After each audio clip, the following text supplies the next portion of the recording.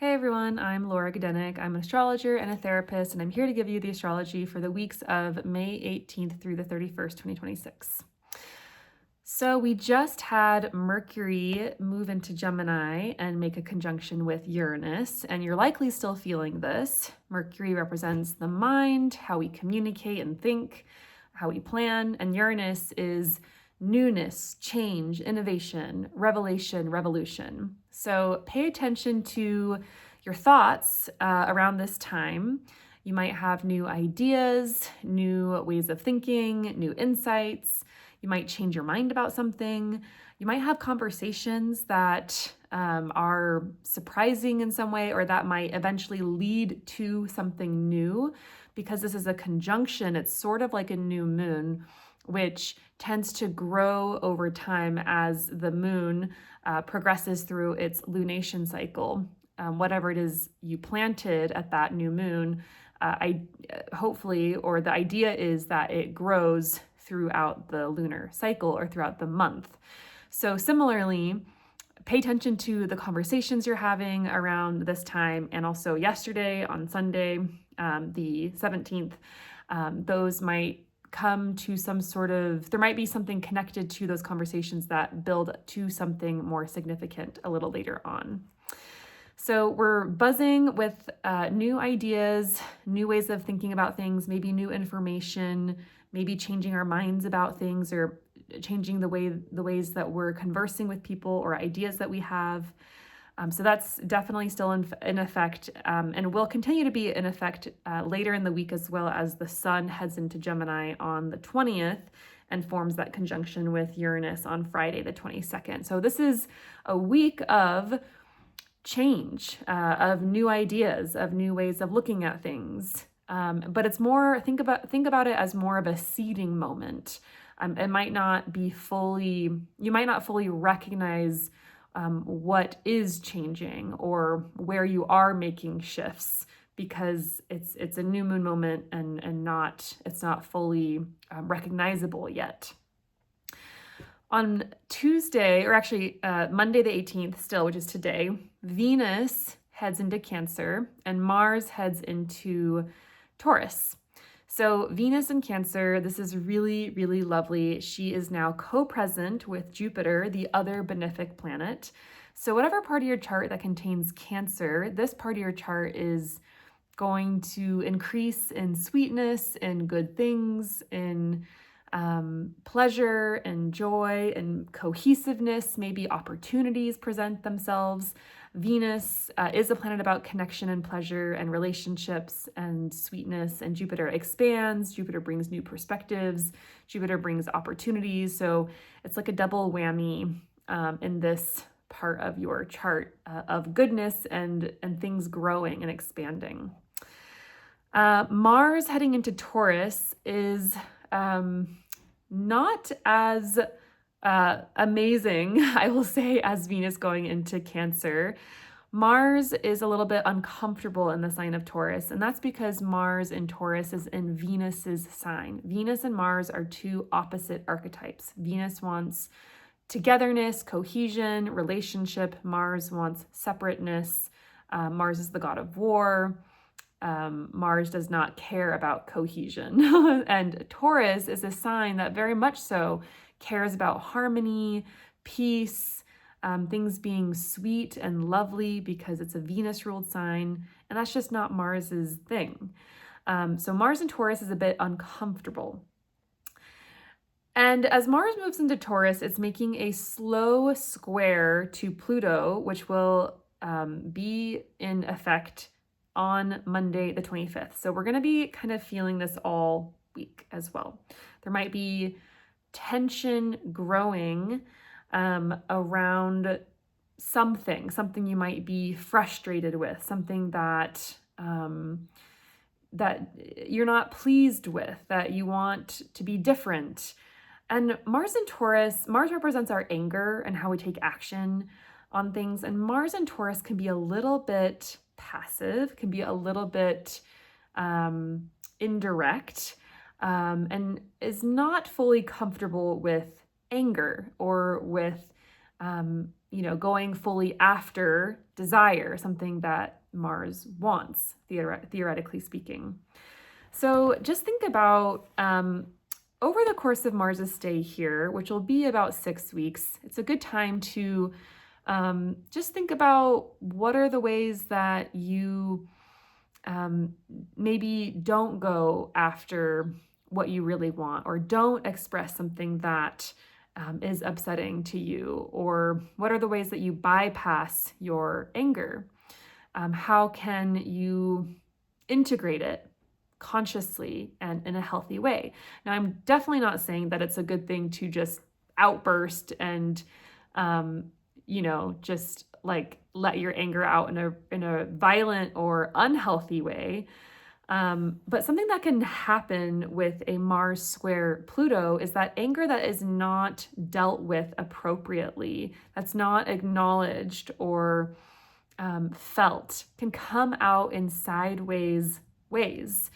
That can end up being violent or violating or nasty. And that's Mars square Pluto. Mars square Pluto is about power dynamics. It's about anger. It's about violence sometimes. I mean, violence happens in our world, and we have to have astrological representation about the more negative things in life as well. And Mars square Pluto can be about bursts of anger coming out in ways that aren't good or healthy. So it's a good time to be careful. It's a good time to, to be careful, watch your back. I mean, don't live in fear, of course. That's never what I'm suggesting. But it's also a good time to recognize in yourself, what are you upset about or angry about, or what do you have feelings about that maybe you're not expressing? And because the time is potent now for things to come out a little bit sideways in a little bit of a jabby, passive aggressive way. So just be aware of that energy is building, and Mars in Taurus really wants to keep the peace. Mars in Taurus really wants to build things that are beautiful. People who have Mars in Taurus are often really good at building things that create a sense of peace and harmony and that are beautiful. Think about people who are craftsmen, craftswomen, who are woodsmen, or people who build things out of wood or make jewelry. These people are very tactile and using their body, which is very Taurus, and they make things. They take action in such a way that creates something really lovely. So it's definitely not a bad place by any means. And Mars and Taurus can be really wonderful. And the shadow side of it can be that we are indirect and we don't fully express ourselves when we're upset, which can lead other people to feeling a little bit confused. So something to be aware of. Mars in Taurus is also makes us slow down quite a bit. Mars in Aries was kind of a rat race, a bit of go here, go here, go here. I want to do everything, especially after Mars surpassed Saturn, which is a planet about limits. So later on in April, I should say, up until now, Mars in Aries has had us go, go, go, do, quick, fast. But Mars in Taurus slows us down. We're now becoming more methodical, steady, slow, and concerned with security and beauty, leisure, and sensation. So expect that shift over the next couple weeks. Mars also makes a sextile to Venus as they both head into new signs that sextile each other. This is flirty, fun, cute, sweet energy. Good time to go on a date, go after someone or something you want, take action on the things that bring you pleasure. Tuesday the 19th, Mercury in Gemini makes a trine with Pluto in Aquarius. Mercury, once again, is the mind. Pluto is, yes, power struggles. However, when in positive aspect, trines are positive. Pluto represents that which is beneath the surface of things. So Mercury trine Pluto helps us take a deep dive into something that we're really interested in. So it's a good day for researching, getting to the bottom of something, or understanding something more deeply, more in depth. Also having more in-depth conversations, being honest with other people around you, doing some deep digging in your own psychological self, doing some journaling, going to therapy. Great time for self-analysis and analysis in general. Wednesday the 20th, that's when the sun heads into Gemini. And then on Friday the 22nd, that's when the sun makes that conjunction with Uranus, which once again brings about desire to show yourself in new ways, show yourself in ways that are more authentic, being more authentic and outwardly shining that authenticity. You might also have a couple of ahas or insights or changes, once again, in your mentality or in what you are newly aware of. The sun can represent our awareness. Venus makes a square to Neptune on this day. Venus is pleasure, love, beauty, relationships. Neptune is the dream, the vision, and can really make us see things in really beautiful rose-colored glasses sorts of ways. And so Venus square Neptune is a really great day to daydream, to chill, to go with the flow, to do things that are pleasurable or leisurely. However, just be aware that Venus square Neptune can make us see people in really beautiful ways, and maybe in even more beautiful ways than is actually realistic. So just beware, great day, go on a date, take your honey out, have a little bit of romance, but don't maybe get engaged on this day. Don't declare your love for a stranger on this day. Beware. There could also be some longings that you feel, potentially some disappointments. Neptune can represent kind of oh, dang it, I didn't get that thing that I longed for. Potentially some confusion. Neptune can be deceptive. And so if you're feeling confused about love, getting mixed signals, that sort of thing, very Venus square Neptune. Definitely a great day to cuddle with other people, show affection, do things that are enjoyable and easy. We do have a more stabilizing Mercury sextile Saturn, which does bring a little bit more focus and clarity. So that I think might help with the Venus square Neptune. Okay, Sunday, the 24th, we have the sun sextiling Neptune. That brings about vision, dreams, flow, more or greater connection to maybe your creativity, or, just wanting to go with the flow. And I would recommend that, going with the flow. Monday, the 25th, that's when we have that Mars square Pluto. I just talked a lot about that. So that's the power struggle potential day, passive aggression, etc. Tuesday the 26th, the sun makes a trine to Pluto. So this feels kind of connected to the Mars square Pluto, but one question I would ask with this transit is, how do you show up? How do you show up in your power? How do you want to shine? How do you want others to see you? How can you come more into your own sense of power? Sun trine Pluto is a very powerful transit in a very positive, optimistic sort of way. So just some things to ask yourself, because trines and sextiles, the easeful aspects, don't always do things for us unless we take action. So we do need to, exercise our agency with the astrology as well. Thursday the 28th, we have Venus in Cancer making a square to Saturn in Aries. Now, this could feel a bit like a bummer initially, and that's because Saturn asks us to wait to have fun until all of our ducks are in a row. And so it might look like, oh, I can't do this, this, or this because I have to get X, Y, or Z done. So it's a good time to put work before pleasure, actually. It can be really helpful. It's a good time to attend to long-term goals or tasks that will give you pleasure or joy in the long term later on. It's a good time to go through and organize your art supplies or anything that that you use to create beauty with. It's a good time to like clean your room, for instance.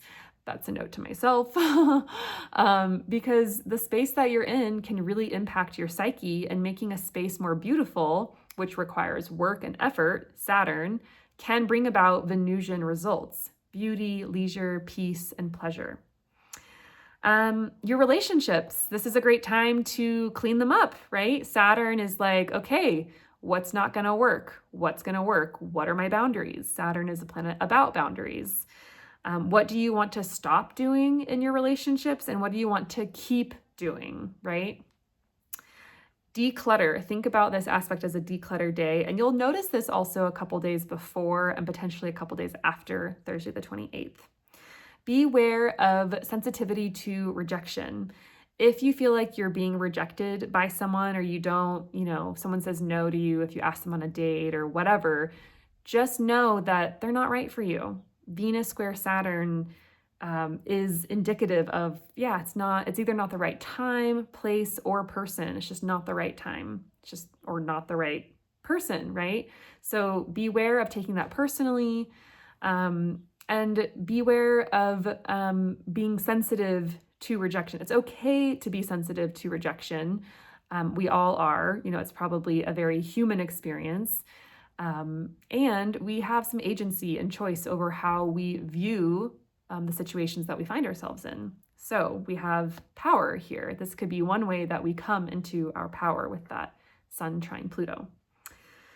Okay, and then we also have on the 31st, Sunday the 31st, we have a full moon in Sagittarius. So this is going to bring to light something about your Sagittarius house in your chart, something that might have been hidden before or unclear.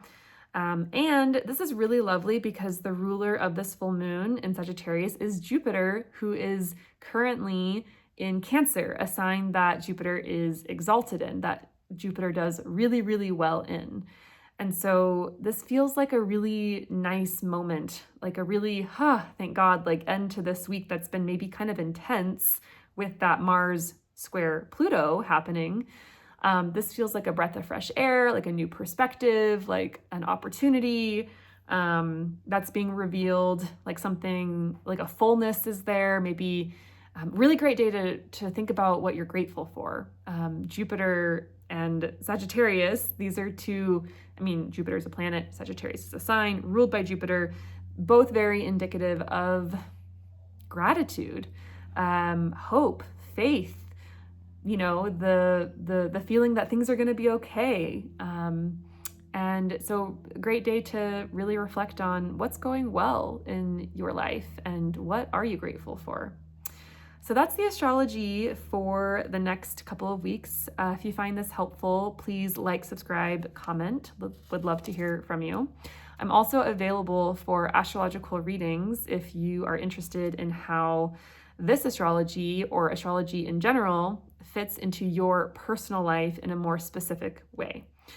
If that interests you, please reach out, please comment, email me.